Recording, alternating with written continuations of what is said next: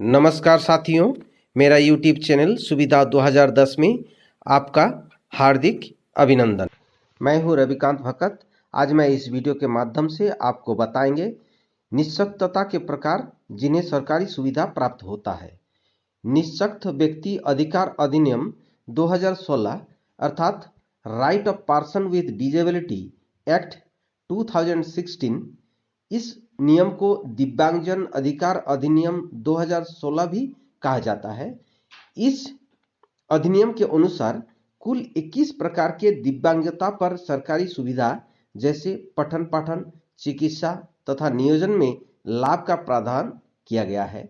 इन 21 प्रकार के दिव्यांगता को कोड के अनुसार एक एक करके संक्षिप्त विवरणी प्रस्तुत करेंगे।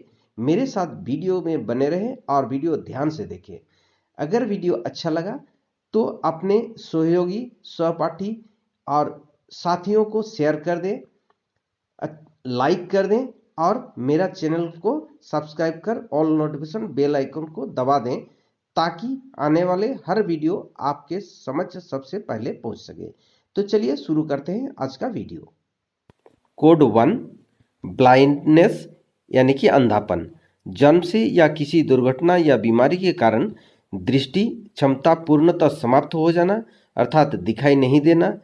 यह बीमारी इलाज से भी ठीक नहीं किया जा सकता और सारी जिंदगी रह जाता है। इसे ब्लाइंडनेस कहा जाता है। कोड नंबर 2, लो विजन यानी कि अल्प दृष्टि। इस प्रकार का विकार में दृष्टि का वह नुकसान है जो चश्मा, कॉन्टैक्ट लेंस या सर्जरी से सही नहीं किया जा सकता। इस प्रकार की दृष्टि हानि में पूर्णतः अंधापन शामिल नहीं है, क्योंकि अभी भी कुछ दृष्टि है और इसे कभी कभी दृष्टि उपकरण के उपयोग से सुधारा जा सकता है। कोड नंबर 3, हेयरिंग इम्पेयरमेंट यानी कि बहरापन। बहरापन में व्यक्ति में आंशिक या पूरी तरह से सुनने की क्षमता नहीं होता। बहरापन आमतौर पर आंतरिक कान या नस की क्षति से होता है या किसी जन्मजात कारण से, किसी चोट, बीमारी या कुछ खास दवाओं, ज़्यादा शोर से रहने और बढ़ती आयु के साथ हो सकता है। इसका प्रमुख लक्षण है सुनने में असमर्थता। Code number 4, speech and language impairment यानी कि भाषा बोलने में विकार। इस प्रकार के समस्या वाले लोग अपनी बात को स्पष्ट रूप से नहीं कह पाता। कर्कश आवाज़, बोलने या पढ़ते समय बार बार आवाज़ आना या रुक जाना, हकलाना आदि। इस समस्या बच्चे या वयस्क दोनों में हो सकता है। कोड नंबर 5, लोकोमोटरी डिसेबिलिटी यानी कि गंत्यात्मक विकलांगता। लोकोमोटरी डिसेबिलिटी ऐसी ही अवस्था है जिसे शारीरिक क्षति के कारण व्यक्ति की हड्डियों, मांसपेशियों एवं जोड़ों को समान रूप से कार्य नहीं कर पाता है।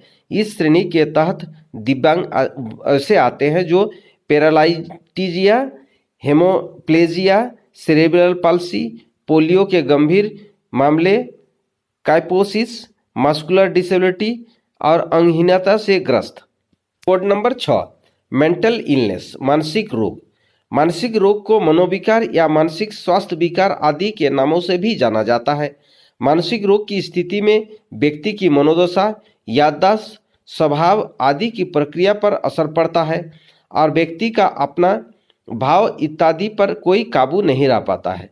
मानसिक रोग मुख्य रूप से 5 प्रकार के होते हैं। अवसाद यानी कि डिप्रेशन, भूलने की बीमारी, Parkinson, phobia, attention deficit, hyper acidity disorder, ADHD।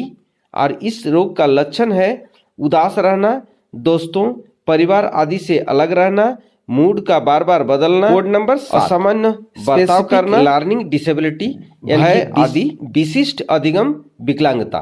विशिष्ट अधिगम विकलांगता एक तांत्रिक तंत्रिका से जुड़ी आनुवंशिक बीमारी है अर्थात न्यूरोलॉजिकल हेरिडिटी डिसऑर्डर है। यह मुख्यतः 3 तरह का होता है, जो पढ़ने में दिक्कत होना, डिस्लेक्सिया, लिखने में दिक्कत होना, डिस्ग्रेसिया और गणित में दिक्कत होना, डिसकैल्कुलिया कहा जाता है। कोड संख्या 8, सेरिब्रल पाल्सी यानी कि प्रमस्तिष्क घात। इसे CP भी कहा जाता है। यह एक जन्मजात विकार है जो जन्म से पहले दिमाग के असामान्य विकास के कारण होता है।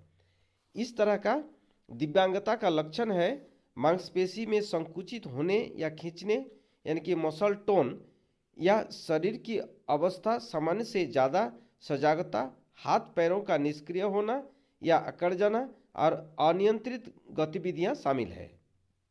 कोड संख्या 9, ऑटिज्म स्पेक्ट्रम डिसऑर्डर यानी कि ASD, आत्मकेंद्रिक स्पेक्ट्रम विकार यानी कि ASD से ग्रसित व्यक्तियों में संचार, वार्तालाप, सामाजिक संपर्क, देर से दिखना और व्यवहारिक गतिविधि और अपने हितों का असामान्य सामंजस्य देखने को मिलता है।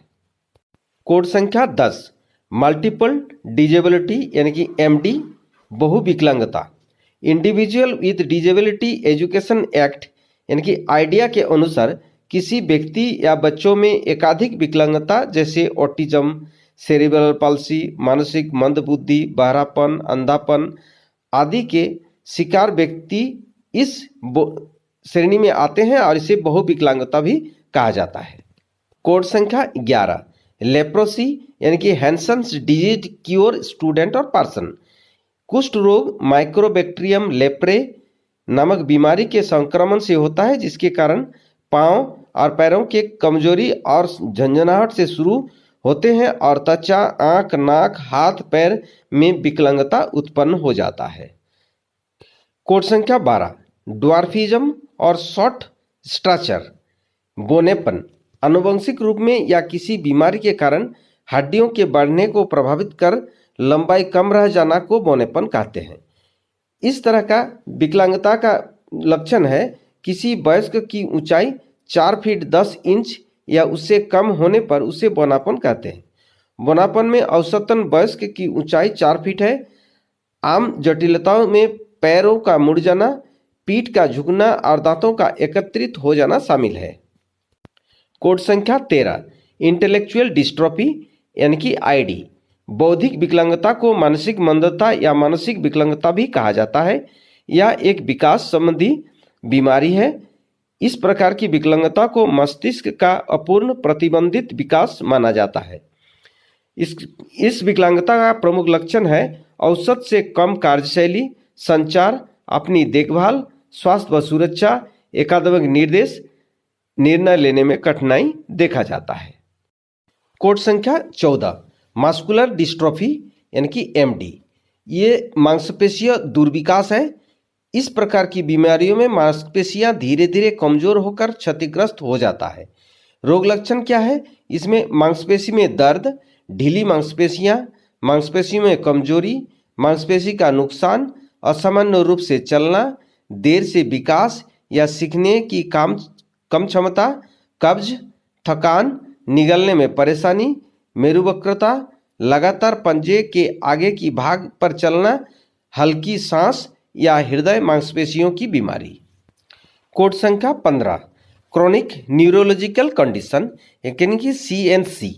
इस बीमारी के कारण पेरिफेरल नर्वस सिस्टम अर्थात brain, spinal cord, cranial nerve, peripheral nerve, automatic nerve system, neuromuscular junction तथा मांसपेशी प्रभावित होता है। इस तरह के विकलांगता का लक्षण है बोलने में अंतर आना, शारीरिक असंतुलन, शरीर में अकड़न, कमजोरी, याददाश्त की कमी, उठने बैठने चलने में परेशानी, शरीर में कंपन, मांसपेशियों का कठोर हो जाना, निगलने में कठिनाई आदि लक्षण पाए जाते हैं। कोड संख्या 16, मल्टीपल स्क्लेरोसिस यानी कि MS, यह एक गंभीर रोग है जिसमें रोगी अपने शरीर का नियंत्रण क्रमशः खोते हुए दुर्बल हो जाता है। इसे इंसेफेलोमाइलेटिस डिसमेनिटा कहा जाता है।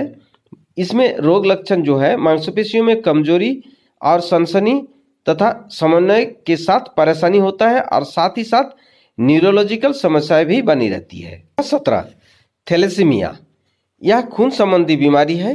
रक्त में ऑक्सीजन वाहक प्रोटीन हेमोग्लोबिन समान रूप से कम मात्रा में पाया जाता है। यह एक पीढ़ी से दूसरे पीढ़ी में जाने वाले रोग है। इस रोग का लक्षण है रोगी को अत्यधिक थकान, कमजोरी, चेहरे में पीलापन, धीमी गति से विकास आदि प्रमुख है। कोड संख्या 18, हेमोफीलिया। हेमोफीलिया एक रक्त विकार रोग है जिसमें रक्त का थक्का समान रूप से नहीं बनता, जिसके कारण चोट लगने के बाद शरीर के बाहर या अंदर बहुत ज़्यादा खून बहता है और खून बहना बंद नहीं होता। इसे पैतृक रक्तस्राव नाम के से भी जाना जाता है। इस बीमारी का लक्षण है बड़े या गहरे घाव, जोड़ों का दर्द, सूजन, बिना किसी स्पष्ट वजह से खून बहना, मल या मूत्र के साथ खून आना। कोड संख्या 19, सिकल सेल डिजीज।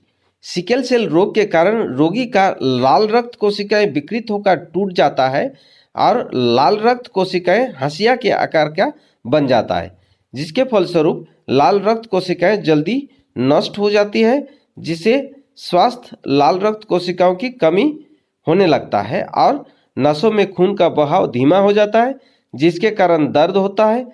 यह एक पीढ़ी से अगली पीढ़ी में जाने वाला रोग है। इसे डिप्नोसाइटोसिस भी कहा जाता है। कोड संख्या 20, एसिडेटिक विक्टिम। एसिडेटिक पीड़ित वैसे व्यक्ति जिसके ऊपर एसिड हमलों के द्वारा शारीरिक विकृति आ गया है। कोड संख्या 21, पार्किंसंस डिजीज। पार्किंसन रोग मस्तिष्क के कुछ भागों में विकार उत्पन्न होने के कारण होता है। इस रोग का प्रमुख लक्षण है कंपन यानी कि ट्रोमर, जकड़न, काम करने में धीमापन, गति में बदलाव, शारीरिक असंतुलन यानी कि बॉडी अनबैलेंस। इस रोग को मोटर डिसऑर्डर यानी कि मोमेंट डिसऑर्डर अर्थात हरकत में विकार भी कहा जाता है। इस वीडियो के माध्यम से दिया गया जानकारी आपको बालपंजी अद्यतन में निश्चित रूप में काम आएगा।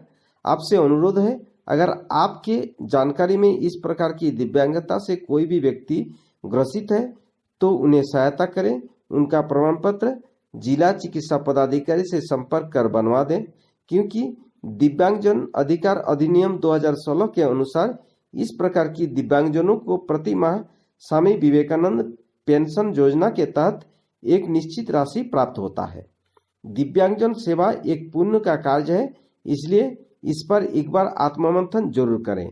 इस कालखंड में इतना ही। फिर मिलते हैं किसी नई जानकारी और नया टॉपिक के साथ। वीडियो देखने के लिए धन्यवाद। जय हिंद, जय भारत।